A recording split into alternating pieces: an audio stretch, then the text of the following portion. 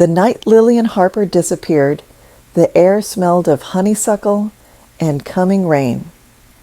I remember because I was sitting on the porch steps, picking at the hem of my pajama shorts, waiting for the familiar crunch of gravel that meant Lily was home.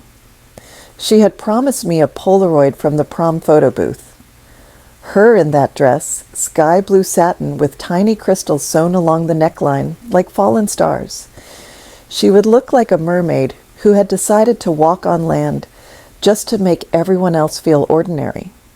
At 11:12 p.m., her best friend Marissa texted me a blurry picture, Lily laughing in the back of the limo, Connor's arms slung possessively around her shoulders, his mouth already at her ear, saying something that made her eyes shine.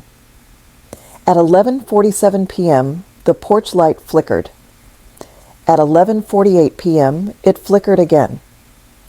By midnight, the light stayed on, burning a hole in the dark, and I knew something had broken the world in half. Mom called Connor's phone 17 times.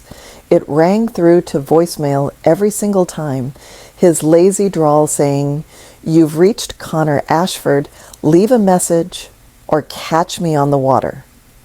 At 2:14 a.m., the sheriff's cruiser pulled up with its lights off so the neighbors wouldn't wake. Deputy Rollins took his hat off before he even reached the door, and I knew then that hope had already left the building.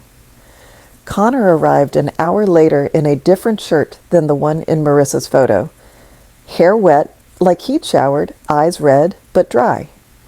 He hugged my mother like he was the one who needed comfort and said, "Mrs. Harper, am so sorry. We fought." She got out at the old logging road. I thought she'd cool off and call someone. I never thought... He cried without tears. I watched the performance from the staircase and memorized every perfect lie. They searched for 9 days. Cadaver dogs, dive teams in the quarry, helicopters with heat sensors.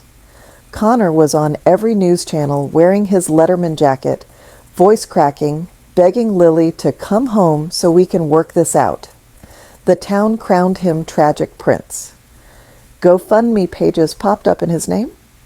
Someone started calling him the boy who lost everything. I started keeping a notebook. Page 1. He showered before he came to our house. Page 2. He changed shirts.